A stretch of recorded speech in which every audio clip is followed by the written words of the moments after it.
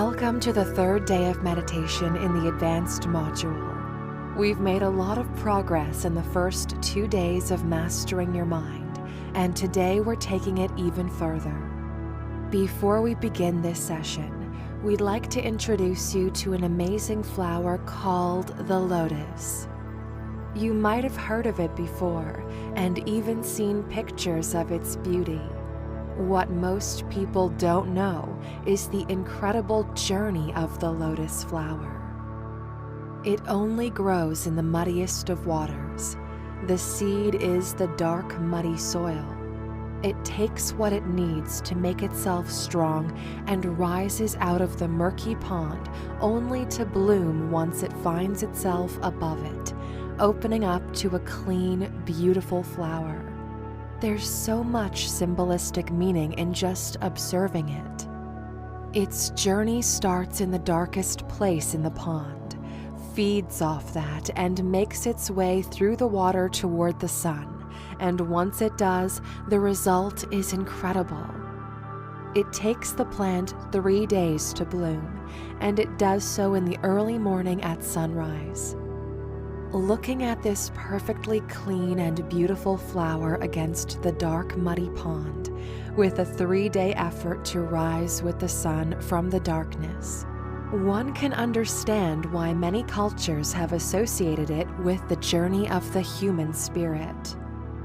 When you just begin your meditation practice, your body is not familiar with what you're trying to do. It's rigid. It wants to shake, extend, anything but calm itself down and relax.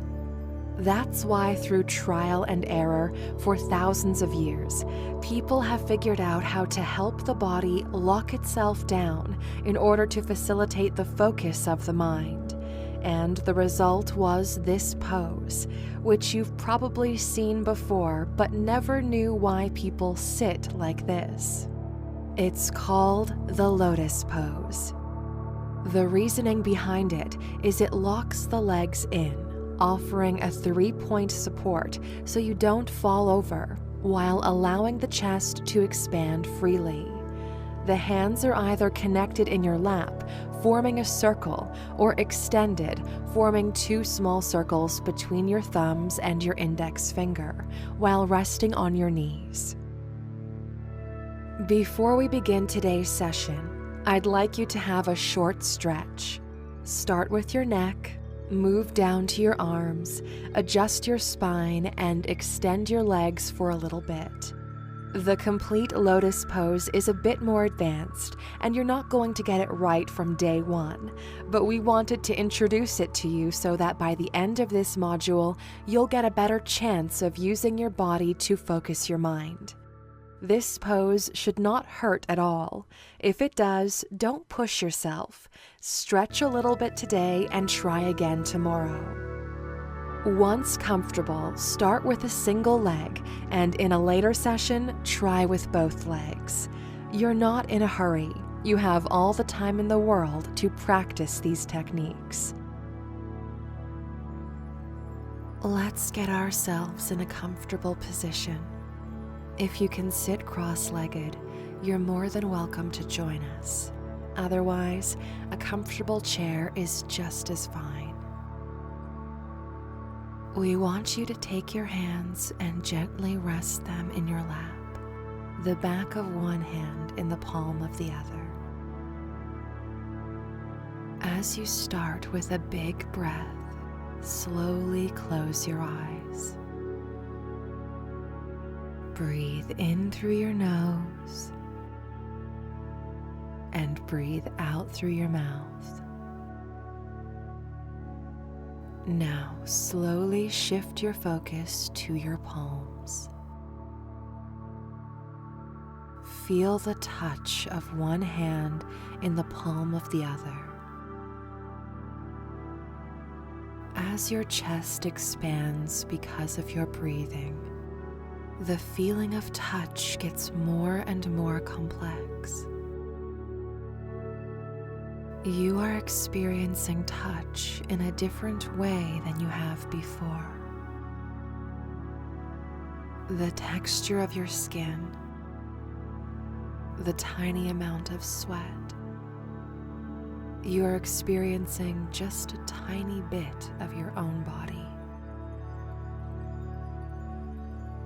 Let us now scan the head, beginning with the top and slowly going down. Notice your ears, your nostrils, your mouth, and your neck. Everything you will do in life begins somewhere inside your mind, and then you act on it. Let's enter that place once again. This time, we want you to let your mind play with your desires. Let it wander around and pick what it knows you want in your life. There's no need to concentrate. The mind will do that for you. It will pick feelings for you. Feelings of happiness, calm, achievement, security, and gratitude. Your mind will bring forth the feelings you need in your life because it knows you better than you know yourself. Let it select those feelings and bring them to you.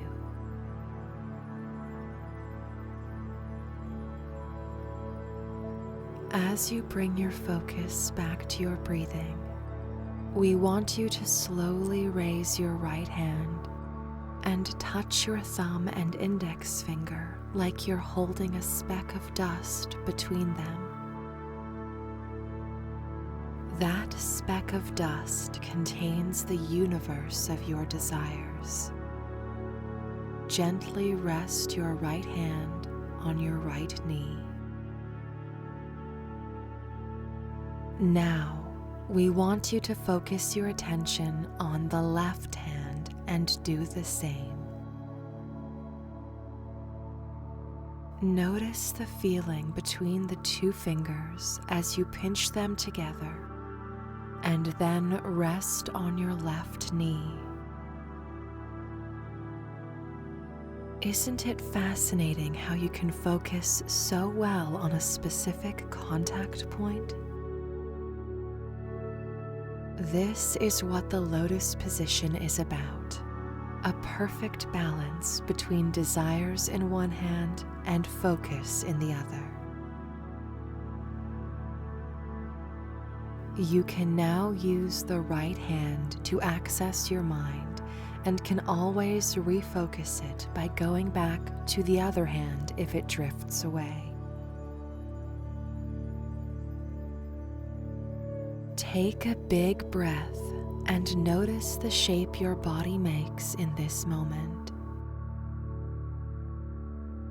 Start from the soles of your feet and navigate through the body.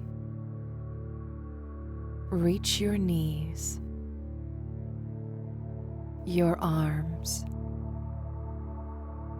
your stomach expanding when the air fills your lungs and moves up to the highest point in your body, which is the head, the place where your mind lives. It all comes together beautifully, like the lotus flower. Maybe at some point in your life, you've been in the muddy waters, but everything there made you the person you are today. If you haven't bloomed yet, it's just a matter of growing until you reach the surface, and it all starts with the balance between what you focus on and what your real desires are. You can slowly open up your eyes and sit for a few seconds in silence and think about the experience you've had today.